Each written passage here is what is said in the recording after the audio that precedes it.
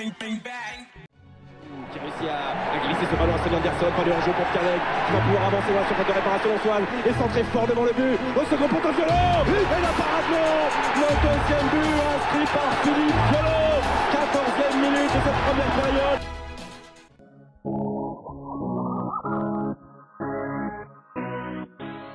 Bernard m'appelle, voilà, ça serait bien qu'on puisse se voir avec le président Aulas.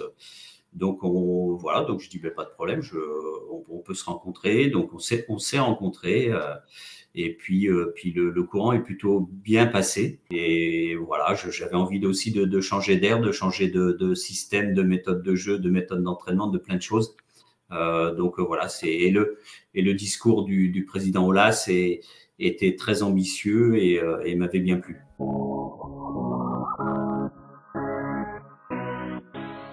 Il y a eu un avant et un après Sonny. Parce que bon, quand Sonny arrive, déjà il a fait trembler le football français de par son choix de club, les montants du transfert et ainsi de suite. Ça fait beaucoup parler. Enfin, on le voyait comme un dieu, un messie. Il s'est mis tout simplement à notre niveau, au service de l'équipe, au service du club. Il aurait pu, comme on dit, jouer les starlets, se prendre pour quelqu'un d'autre ou quoi que ce soit, mais jamais. Il a tout le temps été hyper proche et au contraire un meneur, quoi.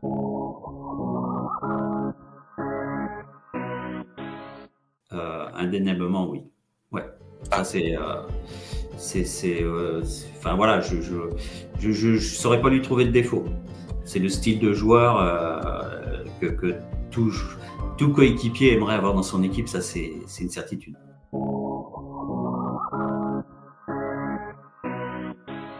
Laurent Blanc, par exemple, c'est sûr que déjà on se demande comment il a pu atterrir à Auxerre, lui aussi. C'était encore une fois un tour de passe-passe de Giroud.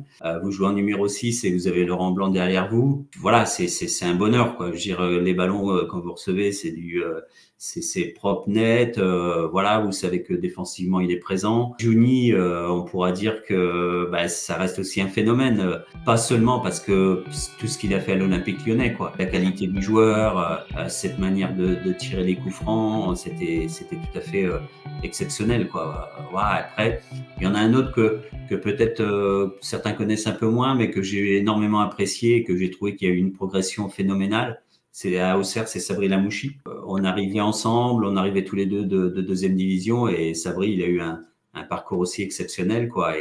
Et je trouvais que c'était un garçon dans son registre qui faisait des choses phénoménales aussi.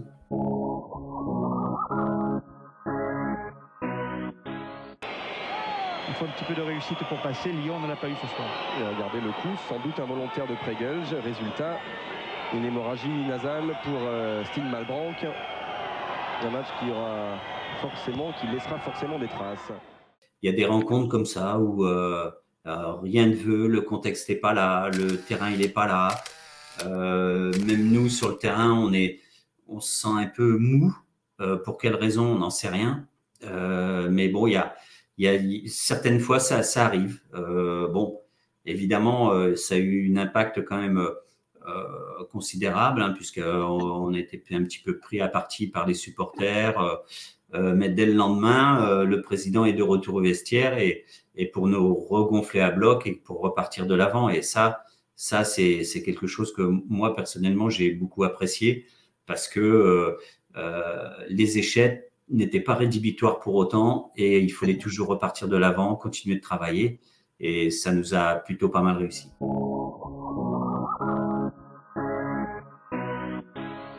Oui, ça reste certainement le titre qui a validé tout le travail qui avait été réalisé avant et qui a démontré à tout le monde l'Olympique Lyonnais, il est là, il s'est installé. Donc maintenant, faites attention, il va falloir compter sur eux. Après la Coupe de la Ligue, certains diront c'est pas le trophée le plus valorisant voilà, il y a la Coupe de France, il y a le championnat et tout ça. Et moi, je reste à dire que certes, le championnat, c'est le trophée le plus compliqué à gagner, c'est une évidence, hein. C'est toute une saison, c'est long, il y a des hauts, il y a des bas. Mais la Coupe de la Ligue, ça reste que les clubs professionnels.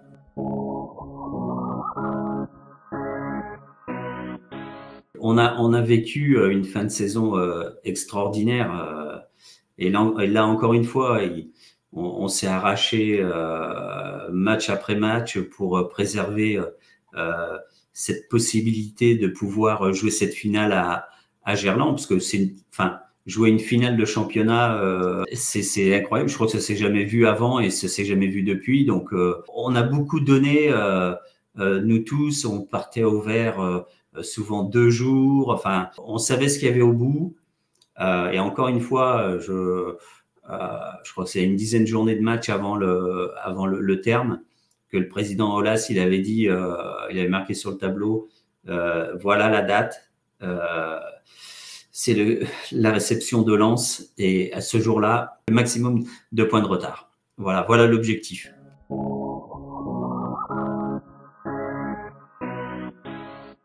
J'ai rien contre Paul, on s'est revus depuis, enfin voilà, et puis on a quand même passé une saison, un peu plus d'une saison ensemble, quoi. Mais voilà, c'est les choses qui font partie aussi d'une carrière de footballeur. J'étais pas sa priorité. Voilà, la première saison, il y avait beaucoup d'anciens qui étaient partis. Hein. Avec Greg, on était quasiment les 2 derniers mousquetaires. Hein. Il y avait eu un renouveau énorme. Bon, j'étais capitaine, mais on pouvait pas dire qu'on avait une relation très cordiale. Enfin, il y avait pas d'animosité par contre. Mais voilà, je sentais que voilà, en gros, il composait avec moi plus que de dire t'es mon leader de vestiaire ou quoi que ce soit.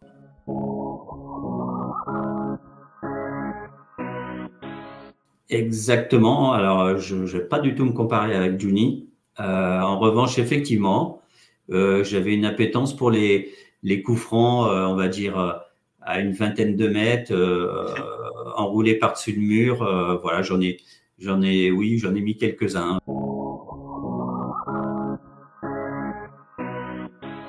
Giroud m'appelle et puis il me dit ouais, je vois bien que ça se passe pas bien à Lyon. Ça te dirait de revenir? Je sais pas, faut qu'on en discute, quoi. Donc, chemin inverse. Je refais la route sur Auxerre. On se voit à Chablis avec Giroud et je crois qu'il y avait Daniel Roland aussi à l'époque. Et puis on discute et puis on tombe d'accord. Mais après nous on tombe d'accord, mais rester à ce que l'Olympique Lyonnais et puis Auxerre tombent d'accord.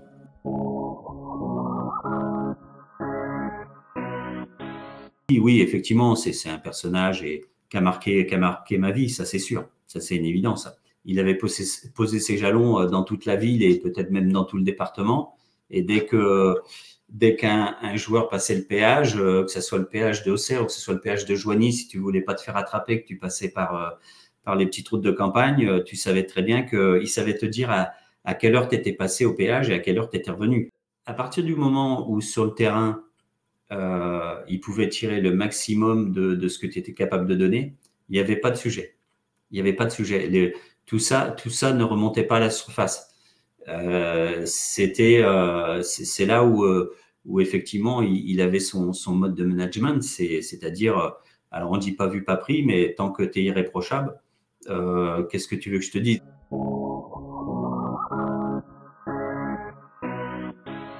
Quand on partait à l'extérieur, on avait tout le temps deux petits avions, quoi. Donc, moitié d'une équipe dans un, moitié d'une équipe dans l'autre. Et puis, quand il y a un avion qui était plein, il partait, puis l'autre suivait derrière. Et puis, un jour, on attend qui? On attend Djibril, quoi.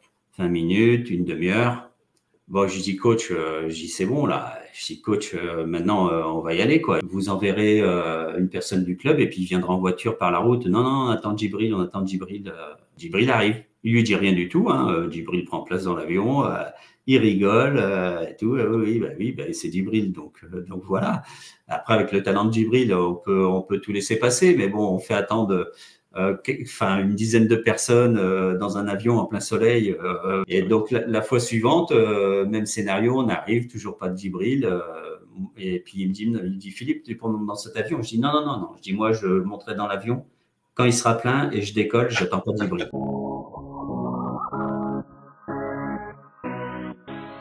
J'ai été accueilli dans un club qu'on pourrait penser à un club d'une grande ville, prétentieux, alors que j'ai complètement connu l'inverse.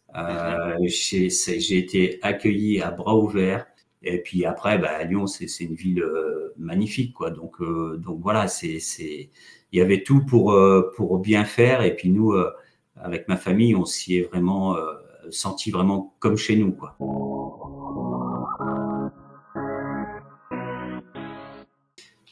Moi, je dirais que oui, parce que je l'ai connu personnellement. Après, j'ai connu Bernard Tapie parce que j'ai pu jouer contre l'OM, j'ai Claude Besse parce que j'ai pu jouer contre Bordeaux.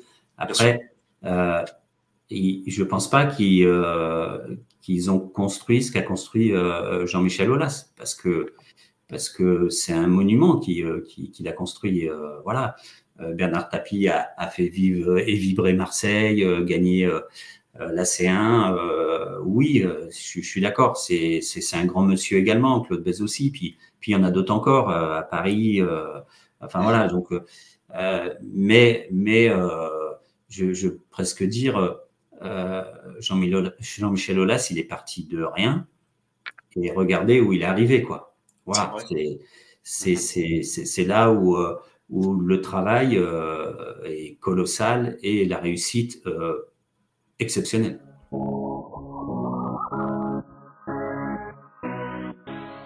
Je me souviens, je crois que c'était 8h30, le téléphone il bip, je regarde. Jean-Michel Aulas n'est plus à l'Olympique Lyonnais. Franchement, j'ai cru un canular. Je me suis dit que c'est encore une blague d'un journaliste ou quoi que ce soit, enfin voilà. Et il va y avoir un démenti, mais malheureusement non, c'était pas un démenti, c'était bien la réalité, quoi. Ça a été d'une telle brutalité que ça m'a fait des frissons. Et je me suis dit, c'est pas possible. Enfin, on n'en a pas parlé encore. Enfin, voilà, et ça y est, c'est fini, quoi. Et voilà, j'avoue que effectivement, ça aurait dû et ça aurait pu être géré bien autrement. Voilà.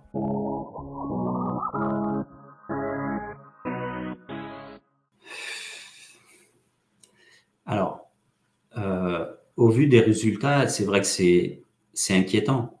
Et à des niveaux différents, des fois, ça me fait penser, à un moment donné, ça m'a fait penser à la transition quand j'étais à la JOCR, parce que je l'ai vécu, cette transition, quand Giroud est parti, quand le président Hamel est parti, et que d'autres investisseurs sont venus, ça a tout changé. Et le résultat, le club est descendu, ça a été compliqué de remonter, il est remonté, il est redescendu, enfin voilà. Donc alors qu'on avait un club qui était hyper stable, avec des dirigeants, des pionniers qui savaient très bien comment ça fonctionnait et qui avaient tout fait pour ce club. Et voilà, donc je me suis dit, à des échelles complètement différentes, hein, on est bien d'accord, mais quelque part ça se ressemble un peu quand même.